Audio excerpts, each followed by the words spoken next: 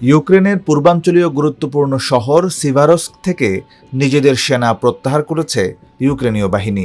রাশিয়ার ধীরগতির কিন্তু ধারাবাহিক অগ্রগতির মুখে সৈন্যদের জীবন রক্ষা ও যুদ্ধ সক্ষমতা বজায় রাখতেই এই সিদ্ধান্ত নেওয়া হয়েছে বলে জানিয়েছে ইউক্রেন।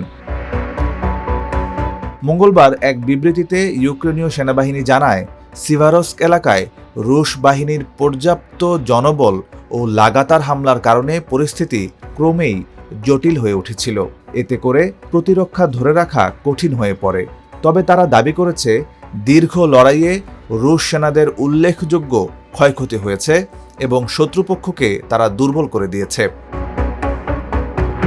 সিভারস্ক দখলের মধ্য দিয়ে রাশিয়া এখন দোনেতস্ক অঞ্চলের আরও দুটি কৌশলগত শহর স্লোভিয়ানস্ক ও ক্রামাতোরস্কের খুব কাছাকাছি পৌঁছে গেছে।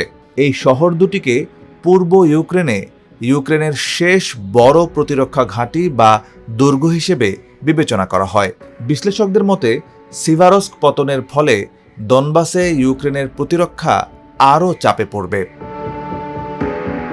2022 সালের ফেব্রুয়ারিতে রাশিয়ার পূর্ণমাত্রার আগ্রাসনের পর থেকে ইউক্রেনের প্রায় 20% ভূখণ্ড মস্কোর নিয়ন্ত্রণে চলে গেছে।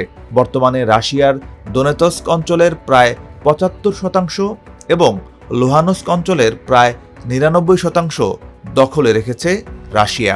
এই দুই অঞ্চল মিলেই দনবাস নামে পরিচিত। রুশ প্রেসিডেন্ট ভ্লাদিমির পুতিন বারবার হুঁশিয়ারি দিয়েছেন, ইউক্রেনকে পুরো দনবাস অঞ্চল ছেড়ে দিতে হবে, নতুবা রাশিয়া তা দখল করে নেবে। এদিকে যুদ্ধ আরও তীব্র হয়েছে আকাশপথে।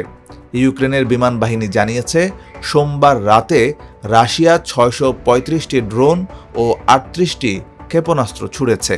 এর মধ্যে অধিকাংশই প্রতিহত করা সম্ভব হলেও জাইতোমির, কিয়েভ ও খমেলোনেতস্কি অঞ্চলে হামলায় এক শিশুসহ 3 জন নিহত হন। আহত হয়েছেন আরও অন্তত 8 জন।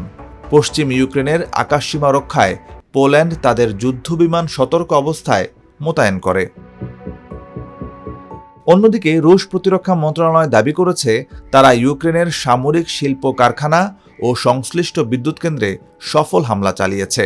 জবাবে ইউক্রেন দক্ষিণ রাশিয়ার স্ত্রাভ্রোপোল অঞ্চলের একটি রাসায়নিক কারখানায় ড্রোন হামলা চালিয়েছে বলে রুশ কর্মকর্তারা জানিয়েছেন।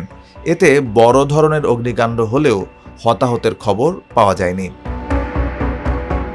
ওয়াশিংটনের মধ্যস্থতায় চলমান শান্তি আলোচনায় দনবাস ইস্যুতে চাপ বাড়ছে।